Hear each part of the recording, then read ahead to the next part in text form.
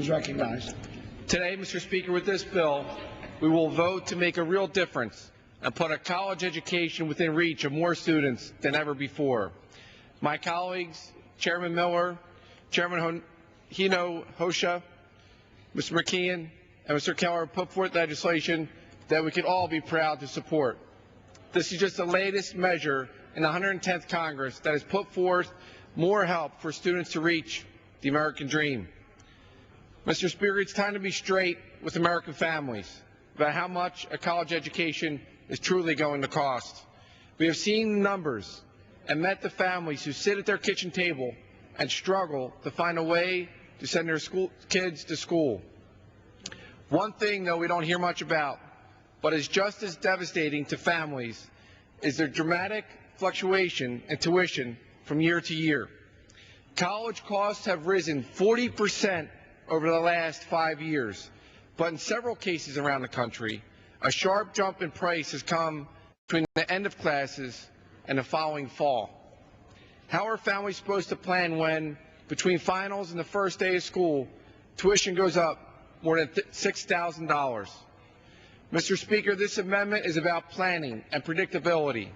With this measure, students and families will know how much their education is going to cost from the start, and that means fewer surprise tuition hikes and plenty of time to plan financially.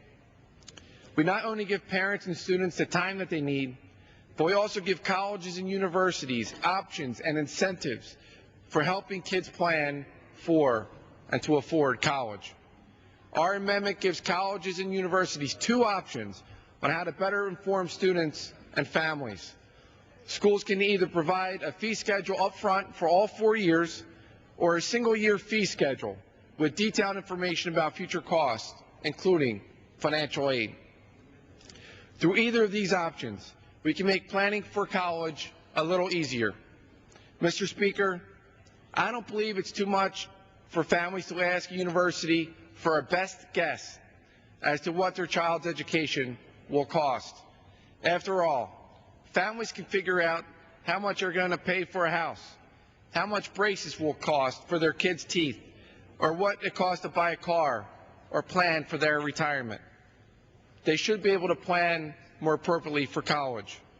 I thank my colleague from North Carolina, Congresswoman Myrick, for standing with me on this amendment and being a leader on college affordability, and for my colleague from California, Congressman Cardoza, for his support.